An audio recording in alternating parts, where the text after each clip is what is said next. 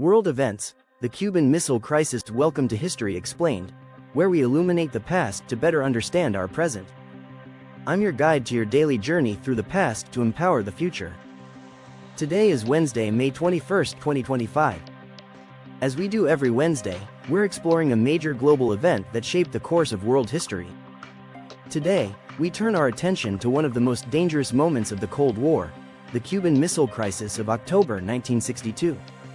For 13 days, the world stood on the precipice of nuclear war as the United States and the Soviet Union engaged in a tense standoff over the placement of nuclear missiles in Cuba, just 90 miles from American shores. What makes the Cuban Missile Crisis particularly fascinating is how it demonstrates the complex interplay of geopolitics, personality, military strategy, and sheer chance in determining historical outcomes. Often described as the closest the world has ever come to nuclear annihilation, this crisis provides a powerful case study in crisis management, nuclear deterrence, and the dangers of brinkmanship. So let's explore this pivotal moment of Cold War history, examining the events that led to the crisis, the tense 13 days of October, the resolution that averted catastrophe, and the long-lasting impact this confrontation had on international relations and nuclear policy. The roots of the Cuban Missile Crisis lie in the broader context of the Cold War, that period of geopolitical tension between the United States and the Soviet Union that dominated international relations from the end of World War II until the early 1990s. By the early 1960s, this ideological and strategic rivalry had created a world sharply divided into competing blocs. A key element in understanding the crisis is the Cuban Revolution of 1959, which brought Fidel Castro to power. Initially, the United States did not oppose Castro, but as his government implemented radical land reforms, nationalized American-owned businesses, and began moving toward a socialist economic model, relations rapidly deteriorated. In January 1961, the United States severed diplomatic relations with Cuba. 3 months later, in April 1961, the new Kennedy administration supported an ill-fated invasion attempt at Cuba's Bay of Pigs by CIA-trained Cuban exiles. The invasion was a disastrous failure, embarrassing the United States internationally and pushing Castro more firmly into the Soviet orbit. The Bay of Pigs fiasco had several important consequences. It convinced Castro that the United States would try again to overthrow his government, leading him to seek closer ties with the Soviet Union. For Soviet Premier Nikita Khrushchev, it suggested that the young American president, John F. Kennedy, was inexperienced and could be intimidated. And for Kennedy himself, it was a humiliating defeat that damaged his credibility both domestically and internationally. Throughout 1961 and early 1962, the Kennedy administration continued to pressure the Castro regime through Operation Mongoose, a covert program of sabotage, psychological warfare, and attempted assassination. This ongoing campaign reinforced Castro's fears and made him receptive when Khrushchev proposed placing Soviet nuclear missiles in Cuba. From the Soviet perspective, the deployment of missiles to Cuba served multiple strategic objectives. First, it would protect their Cuban allies from another American invasion attempt. Second, it would help address the significant nuclear imbalance between the superpowers. At the time, the United States had approximately 3,500 nuclear weapons capable of reaching Soviet territory, while the Soviets had only about 300 capable of striking the United States. Another factor was the American deployment of Jupiter nuclear missiles in Turkey and Italy, which could strike major Soviet cities with little warning time. Khrushchev hoped that placing Soviet missiles in Cuba would create a comparable threat to the United States, potentially forcing the Americans to withdraw their Jupiter missiles from Soviet borders. The Soviets began shipping materials to Cuba in July 1962, disguising their activities as agricultural and industrial aid. By September, they had begun constructing missile launch facilities and moving in medium-range, SS-4, and intermediate-range, SS-5, ballistic missiles. These missiles, once operational, could strike targets throughout most of the continental United States with nuclear warheads. The crisis began in earnest on October 14, 1962, when an American U-2 spy plane, piloted by Major Richard Heiser, flew a reconnaissance mission over Cuba and captured photographic evidence of missile sites under construction. Analysts at the National Photographic Interpretation Center worked through the night to confirm the presence of Soviet missile installations. On the morning of October 16, National Security Advisor McGeorge Bundy informed President Kennedy of these findings. Kennedy immediately convened a special group of advisors, which came to be known as the Executive Committee of the National Security Council, or ExComm. This group included Vice President Lyndon Johnson, Secretary of State Dean Rusk, Secretary of Defense Robert McNamara, Attorney General Robert Kennedy, and other key advisors.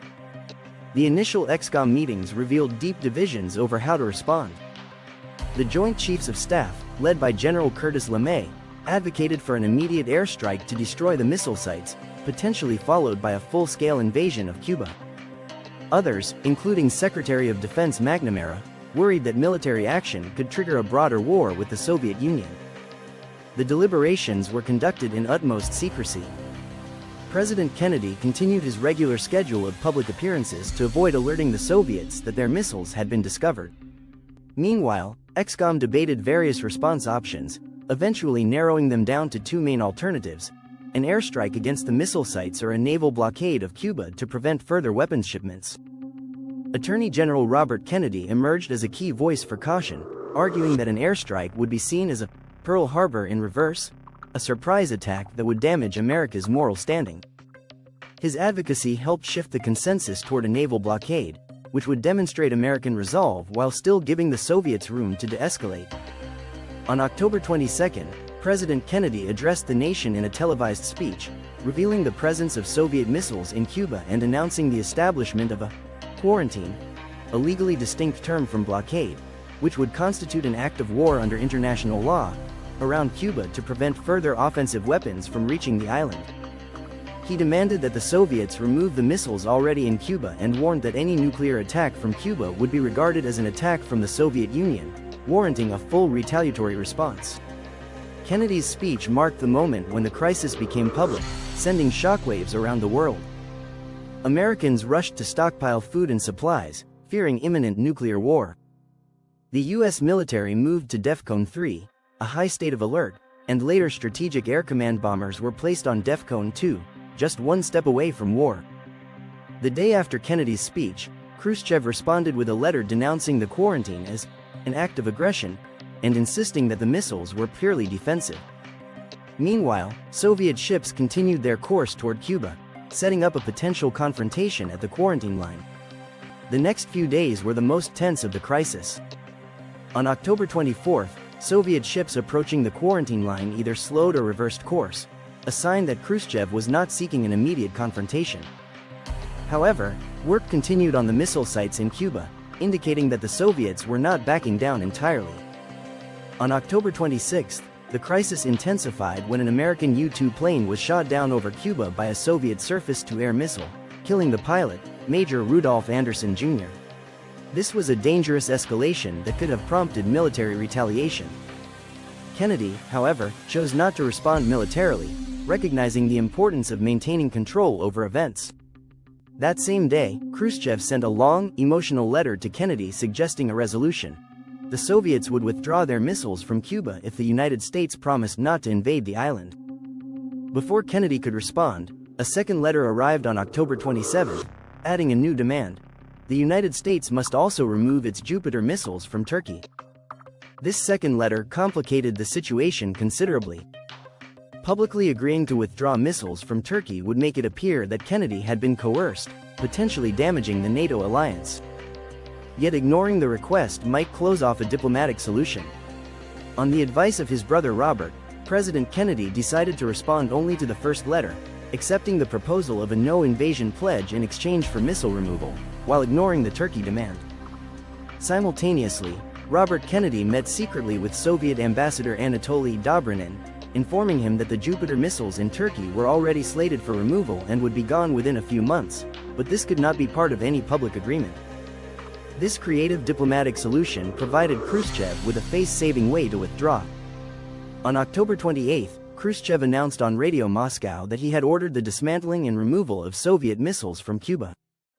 The immediate crisis was over, though negotiations about verification and implementation would continue for weeks. The resolution of the Cuban Missile Crisis had profound effects on Cold War politics. In the short term, it was viewed as a victory for Kennedy and American resolve. The United States had forced the Soviet Union to remove its missiles without having to make public concessions. Kennedy's approval ratings soared, and his handling of the crisis is still considered a masterclass in crisis management. For Khrushchev, the outcome was more problematic. While he secured a non-invasion pledge for Cuba and the quiet removal of Jupiter missiles from Turkey, the public perception was that he had backed down. This contributed to his ouster from power 2 years later. Perhaps the most significant long-term consequence was a shared recognition of the dangers of nuclear brinkmanship. The experience of coming so close to nuclear war sobered both superpowers. In August 1963, they established the Moscow-Washington Hotline, a direct communication link to help prevent misunderstandings during future crises. Later that year, they signed the Limited Test Ban Treaty, prohibiting nuclear weapons tests in the atmosphere, underwater, and in space. The crisis also reinforced Kennedy's inclination toward diplomatic solutions rather than military confrontation. In a June 1963 speech at American University, he advocated for a re-examination of Cold War attitudes in the pursuit of peace, declaring, "For, in the final analysis, our most basic common link is that we all inhabit this small planet. We all breathe the same air, we all cherish our children's future, and we are all mortal." For the Soviet Union, the crisis highlighted the strategic inferiority of their nuclear forces, leading to a massive buildup that would eventually achieve rough parity with the United States. It also reinforced their determination to never again be humiliated by insufficient strategic reach, influencing Soviet military doctrine for decades. Cuba remained a Soviet ally, but Castro was angered by Khrushchev's withdrawal of the missiles without consulting him. The American non-invasion pledge did provide Cuba with security from direct military intervention, though economic sanctions continued. The crisis offers several enduring lessons in international relations and crisis management. First, it demonstrates the importance of providing adversaries with face-saving options. Kennedy's decision to accept Khrushchev's first proposal while privately addressing his second demand gave the Soviet leader a path to de-escalation without public humiliation. Second, it highlights the value of measured responses. By choosing a naval quarantine rather than immediate military strikes, Kennedy selected an option that demonstrated resolve while still allowing time for diplomacy. Similarly, his restraint after the downing of the U-2 plane prevented dangerous escalation. Third, the crisis underscores the role of empathy in international relations, the ability to understand an adversary's perspective and concerns. Robert Kennedy later wrote that the ExComm discussions benefited greatly from members asking, "How would we respond if the Soviet Union had missiles in Mexico?" This perspective helped them understand Soviet motivations and find acceptable solutions. Finally, the crisis reveals the unpredictable role of individual decision-makers in historical outcomes. Had different individuals been in power, perhaps more hawkish or less reflective leaders, the result might have been catastrophic. Kennedy and Khrushchev, despite their ideological differences, shared a fundamental desire to avoid nuclear war and found a way to step back from the brink. The Cuban Missile Crisis has remained a subject of fascination for historians, policymakers, and the public. For decades, our understanding was limited by classification of documents and the Cold War perspective that emphasized American victory. Since the 1990s, declassification of American records, the release of Soviet archives, and a series of conferences bringing together former participants from all sides have provided a more nuanced view. We now know that the situation was even more dangerous than was understood at the time. In addition to the strategic nuclear weapons that were the focus of negotiations, the Soviets had deployed tactical nuclear weapons in Cuba that could have been used against an American invasion force. Local Soviet commanders had pre-delegated authority to use these weapons if attacked, creating a scenario where nuclear escalation might have occurred without direct orders from Moscow. We've also learned that miscommunication and misunderstanding played significant roles in the crisis. Soviet and American leaders frequently misinterpreted each other's signals and intentions. For instance, an American U-2 spy plane accidentally strayed into Soviet airspace during the crisis, nearly triggering a Soviet response that could have been interpreted as an attack. These revelations underscore how close the world truly came to nuclear war in October 1962. They also highlight the crucial role of luck in historical outcomes. As Robert McNamara later reflected, "We came very close, much closer than people have recognized. Nuclear war was avoided by luck as much as by skill." the legacy of the Cuban Missile Crisis extends into our present day. The principles of crisis management developed during those 13 days continue to influence how nations handle nuclear standoffs, from the Cold War to contemporary tensions with nuclear-armed states. The crisis also permanently altered American-Cuban relations. The non-invasion pledge prevented direct military intervention, but economic sanctions and political hostility continued for decades. Only in recent years has there been movement toward normalization, though significant tensions remain. Perhaps most importantly, the Cuban Missile Crisis serves as a powerful reminder of the existential dangers posed by nuclear weapons. The realization that human civilization could have ended in October 1962 due to miscalculation, misunderstanding, or escalation beyond control continues to motivate efforts toward nuclear arms control and disarmament. As we reflect on this pivotal moment in world history, we might consider several counterfactual scenarios. What if Kennedy had chosen an airstrike rather than a blockade? What if Khrushchev had decided to challenge the quarantine? What if local commanders had used tactical nuclear weapons against an American invasion?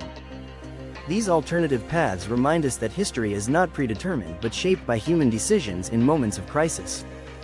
The Cuban Missile Crisis stands as a sobering reminder of how close humanity has come to self-destruction, while also demonstrating that even the most dangerous conflicts can be resolved through diplomacy, restraint, and a willingness to understand adversaries' perspectives. As President Kennedy observed in his inaugural address, let us never negotiate out of fear. But let us never fear to negotiate. In October 1962, this principle may well have saved the world. Thank you for joining us for this exploration of the Cuban Missile Crisis. Tomorrow, we'll be back with our Cultural Insights episode where we'll be examining the fascinating ritual and symbolism of Japanese tea ceremonies throughout history. If you enjoyed this journey through history, please like this video, subscribe to our channel, and hit the notification bell so you never miss an episode. We'd also love to hear your thoughts. What aspects of the Cuban Missile Crisis did you find most surprising or significant? Let us know in the comments section below. For our members, this Sunday we'll have a special roundup of world events from the past week with additional insights and analysis. We'll explore connections between these events and historical patterns that help illuminate our current global situation. Until next time, I'm your guide for History Explained, where we believe that understanding yesterday is the key to navigating tomorrow.